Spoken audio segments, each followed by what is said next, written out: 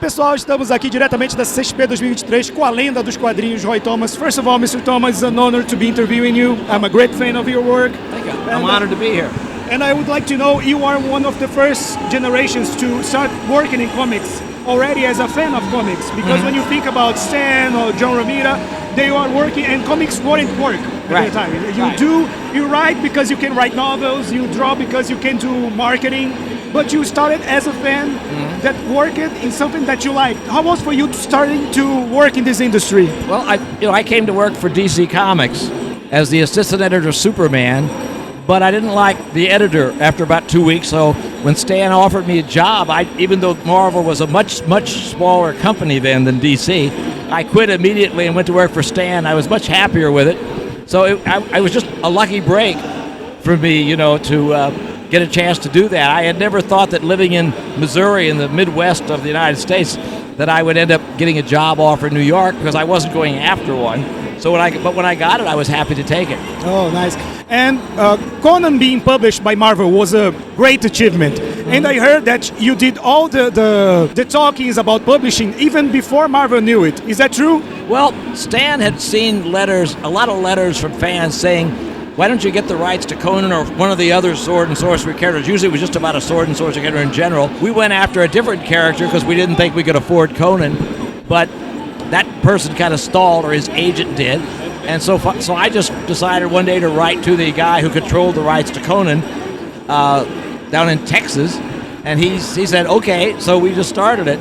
I mean, Stan had a lot to do with it too, but I pursued the particular, and I'm the reason we particularly got Conan, Oh. I wasn't going to write it, but for various reasons I wound up writing it, and that was very nice too, because I had a lot of fun doing it. Nice. I want to know, who gave permission to the death of Gwen Stacy? Because they say, Stan didn't want it, for the death of Gwen Stacy. Yeah. So it was you, and Stan didn't know. How was it? Well, Stan's wrong on that. He did know. It was the idea sort of worked out between Jerry Conway, the writer, and John Romita as the artist who oversaw Spider-Man, even when maybe Gil Kane was drawing it. And then they came to me, and I said, well, if you think we should do something to shake up the book, that's fine. And Stan later got this. I think some college students attacked him about the idea. So he said, they did it while I was out of town, and maybe he believed it, maybe he didn't, I don't know.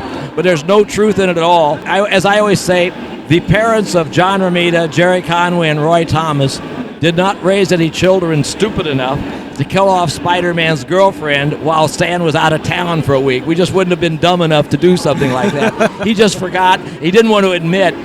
I will say, though, he never really liked the idea, and that's why he could talk himself into saying that we did it, because he never liked it himself. He just let us talk him into it. All right.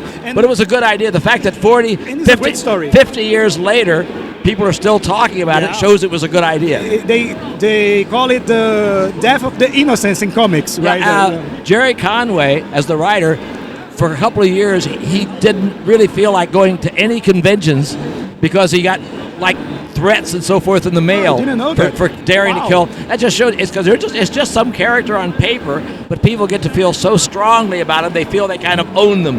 And if you kill them or hurt them, it's like a soap opera star, They take it so personally. He actually was afraid to go to a convention for a couple of years. Wow. Yeah. And nowadays, we see a lot of characters that you created on the movies, like Morbius and all. Morbius has his own movie. I never thought of that. It's not a great movie. It wasn't very great. It should have been better. Jay Leto was excellent as Morbius. They made the worst mistake they made was trying to push all the evil off onto another vampire and have Morbius drinking mostly synthetic blood. The whole tragedy of my character Morbius that Gil Kane and I made up was that he's tormented because he has to drink human blood to live. If you take that away from him and have him drinking synthetic blood, it takes away his tragedy. I think Leto was excellent, but the people who made that movie did not really understand Morbius any more than the guys who did the Captain Marvel movie understood the Kree-Skrull War, or they would not have made the Kree the villain and the Skrulls like heroes, and because my whole point in the story was one side is as bad as the other, and I feel those are like two of the things the movies did that was the worst for characters I created. And in both cases, my ideas were much better than the movies, but what the hell? I was happy to sign the checks they sent me. Yeah. And last question, just to let you free. My cameraman here, he loves your work on All Star Squadron. That's my favorite comic to write ever. Yeah. And Anywhere. we have another member of the crew that loves Captain Carrot. Yeah, that was fun. And, I love And they Captain want to Carrot. know if you follow the characters, like you read Geoff Jones' work on Justice Society or anything. No. Jeff would try to get me to, and I say, to me, except for what I write, my interest in the Justice Society really ended in 1951 when they canceled the characters. I like writing them, but I don't want to read anybody else's work on it. I didn't care when Jerry Conway and Paul Levitz did it in the 70s, even though I had a chance to write one or two of those anonymously.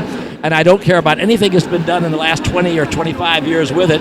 It may be good. I'm not saying it's not good, but I'm not interested. Mr. Thomas, thanks for talking to us. It was such an honor. I don't want to say that bad about Geoff Johns because he used so many of our Infinity Incorporated characters in the Stargirl TV show that he made me a lot of money. So bless. That's nice. I'm still not going to read his Justice Society, but I love him for doing the Stargirl. Okay. Thank you very much. Thank you so much, Mr. Thomas. It was an honor. Hope you enjoy your stay here in Brazil. We're enjoying it very much. Thank you so much.